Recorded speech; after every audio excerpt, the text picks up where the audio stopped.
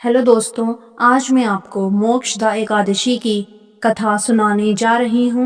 इस कथा को सुनने या पढ़ने वाले के कष्ट स्वयं मिटने लगते हैं। तो आइए सुनते हैं।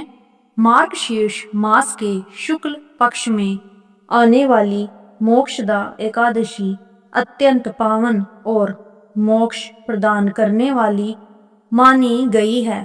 यह व्रत न केवल पापों का नाश करता है बल्कि पूर्वजों के कष्टों को मिटाकर उन्हें स्वर्ग लोक की प्राप्ति भी कराता है।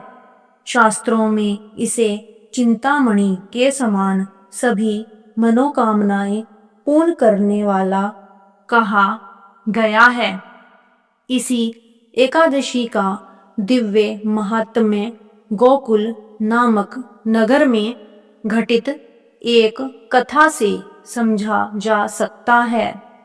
गोकुल में वेखानस नाम का धर्मप्रिय राजा राज्य करता था, जो अपनी प्रजा की रक्षा पुत्रवत करता था। एक रात राजा ने स्वप्न में देखा कि उसके पिता नरक में भयंकर कष्ट सहन कर रहे हैं और उसे पुकारते हुए मुक्ति की प्रार्थना कर रहे हैं।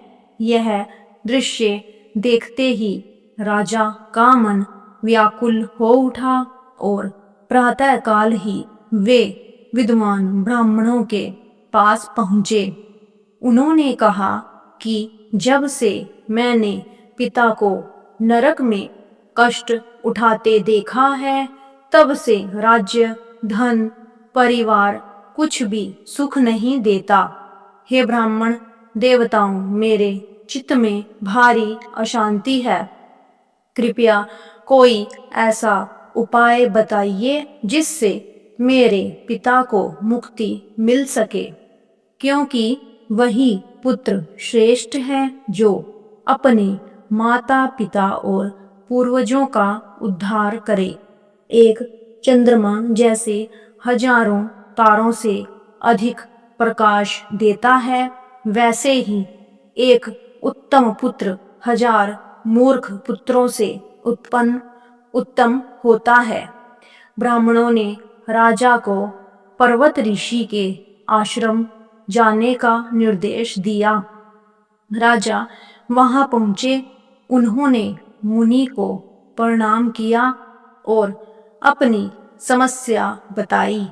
पर्वत मुनि ने योग बल से राजा के पिता के पूर्व जन्म के कर्मों का विचार किया और बताया कि उन्होंने एक पत्नी को वासनावश रति दी, परंतु दूसरी पत्नी को ऋतु आने पर भी त्याग दिया।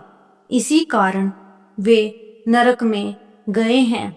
राजा ने उपाय पूछा तो मुनि बोले, हे राजन, आप मार्गशीर्ष शुक्ल एकादशी का व्रत करें और उस व्रत के पुण्य को अपने पिता को समर्पित कर दें।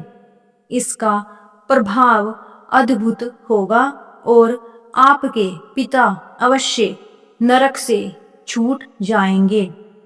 राजा ने मुनि के वचन को सत्य मानकर पूरे कुटुंब सहित मोक्षदा एकादशी का व्रत किया और उसका समस्त पुण्य पिता को अर्पित कर दिया। व्रत के प्रभाव से राजा के पिता नरक से मुक्त होकर दिव्य देह के साथ प्रकट हुए और बोले, हे पुत्र, तेरे व्रत के पुण्य से मुझे स्वर्ग की प्राप्ति हुई है, तेरा कल्याण हो। इतना कहकर वे स्वर्ग लोक को प्रस्थान कर गए। शास्त्रों में वर्णित है कि मोक्षदा एकादशी का व्रत करने से सभी पाप नष्ट हो जाते हैं और इससे बढ़कर मोक्ष देने वाला कोई व्रत नहीं। इसी दिन गीता जयंती भी मनाई जाती है। ये वह पावन दिवस है जब श्री कृष्ण ने अर्जुन को गीता का उपदेश दिया था। धनुर्मास की यह एकादशी कई गुना फल देने वाली मानी गई है। इस दिन गीता पाठ आरंभ करने का विशेष पुण्य प्राप्त होता है। वास्तव में मोक्षदा एकादशी भक्तों के जीवन का अंधकार मिटाकर ज्ञान, शांति और भगवान विष्णु की कृपा प्रदान करने वाली है। दोस्तों, अगर जानकारी पसंद आई हो तो वीडियो को लाइक और चैनल को सब्सक्राइब करना ना भूलें। जय श्री विष्णु, जय श्री हरि, हर हर महादेव।